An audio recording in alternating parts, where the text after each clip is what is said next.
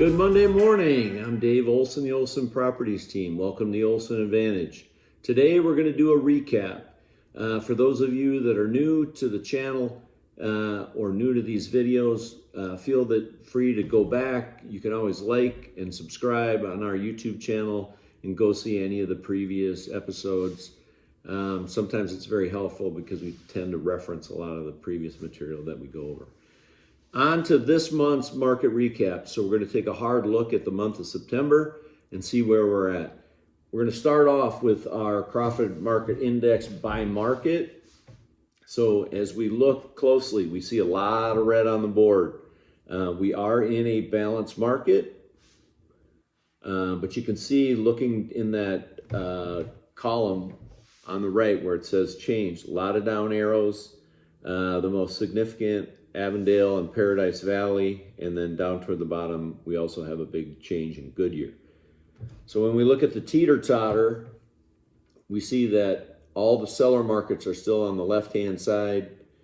The buyers markets are marked in blue and the balanced markets are marked in yellow. So from previous episodes, we noticed that there's a lot more cities now moved over to the right-hand side. Again, we are still in a balanced market, which means the numbers are between 90 and 110. Now, where are we in terms of pricing? So one of our favorite metrics is looking at dollars per square foot. So let's take a look at average dollars per square foot on a monthly average. We have taken a little bit of a dip from October of 23 to currently of 2%. Now, we were up 5.7% from 21 to 22. We were up 6.5% from 22 to 23. We have slid slightly. Now, this is the average monthly dollars per square foot. When we shift over and look at average dollar monthly per square foot in just homes over 2,500 square feet, we've seen a lot more volatility. We know that in the fall months, those people sit on this, or late summer, I should say, into the fall, those people sit on the sidelines. When those high cost homes come off the market, it impacts the entire market. But you can see here that there's a lot more volatility because they are far more impactful into the market. So where are we at overall price reductions? So when we look at a 3-year window, we always see price reductions that occur in the fourth quarter,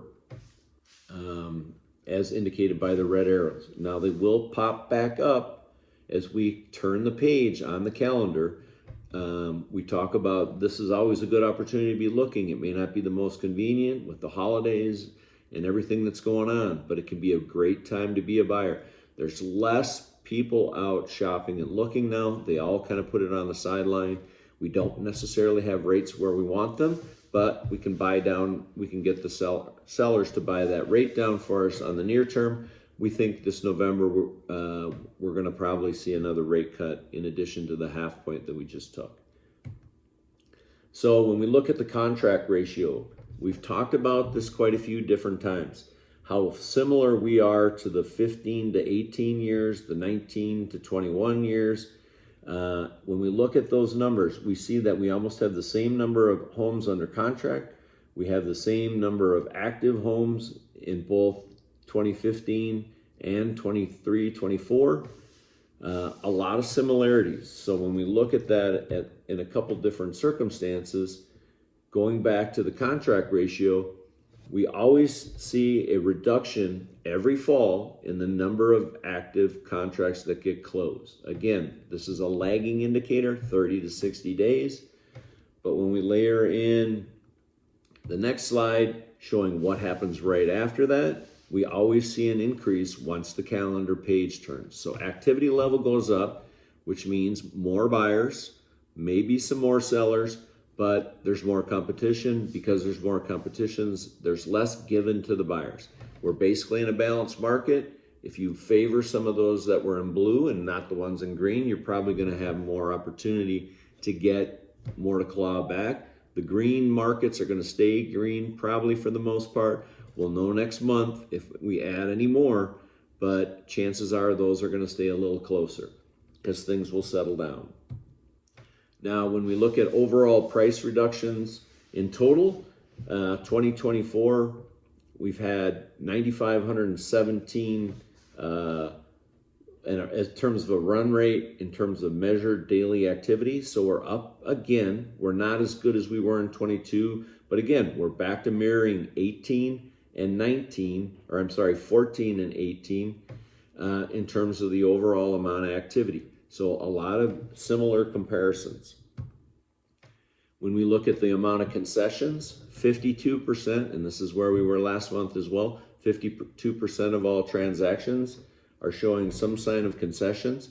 Concessions are monies or fees paid on behalf of the seller in order to get the transaction closed. Most recently, that money has been spent to help buy down the buyer's rate. They can offer that. It can happen for a year, for 2 years, and up to 3 years. Their $10,000 reduction is probably a $500 savings per month to the buyer, but it's not as big a hit if they had to take a top line reduction, say from a $400,000 home down to a $350,000 home to equal that same amount of impact on behalf of the buyer. So how much are those concessions? We touched on it already. We were at $9,000 last month. We jumped up. Again, we have 14 of the 22 closing days in for October. We're at right at an even $10,000. Again, that doesn't come off the top line. It comes off underneath. It's not going to be noticed by the neighbor when you sell in your house. If we look at it in terms of a graph, in terms of price point, the greatest number of concessions are happening between $375,000 and $500,000. Actually, $250,000 to $500,000. That's where 61 to 68% of the concessions. So a lot of that first-time home buyer inventory, or that inventory where people are often moving down from a much larger home. So that's a good place to be. When we look at it on a map, you'll see that a majority of those concessions are happening out in the West Valley and out in the Southeast Valley.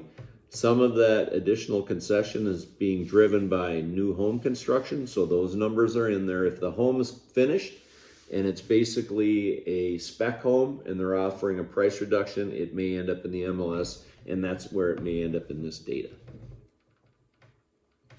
So when we look at price negotiations overall, the only year that we ever really fluctuated significantly was 21 and 22, where we fell off of that range of somewhere in the 98 to 97% of the original list price is actually what is spent on the home. So we did spike up a little bit back in 21. We dipped again and we spiked up late in 21, but other than that, we're kind of always staying in that 97, 98% range. So not a lot of change there. When we look at the Cromford in a long-term historical, we saw the dip in 14, that's indicated by the red line. We saw the dip in 22, indicated by the red line, and we're kind of tracking right there on 2024.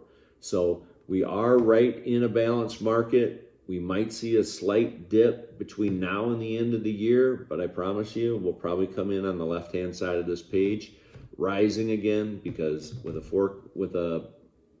almost certain not price reduction, but a rate reduction, we'll probably see activity bump up again. So when we look at long-term, here we go again, back to 2014, we saw that window close. We saw it again in 18, we saw it in 22, and then here we are right back to a balanced market. So overall, where are we year over year? Average price per square foot is down, like we said, 2%, good for buyers. Median sales price went from $439 to $456, which is a 3.8% increase. Sales over asking, 19% were over asking. Now only 16% are over asking. That's a reduction by 3 points, which is also good for buyers. Seller concessions, we went from 45% to 52%. That's also good for buyers. Seller concessions went from $9,000 to $10,000. That's also good for buyers. 98% of list price to 97.8. That's also good for buyers. And the median days on market is 23 days versus 31 days, which is an additional 8 days, which is also good for buyers. So hopefully you found this information useful. If you ever have any questions, you can call or text me directly at 623-570-4464. Thanks so much. Make it a great day.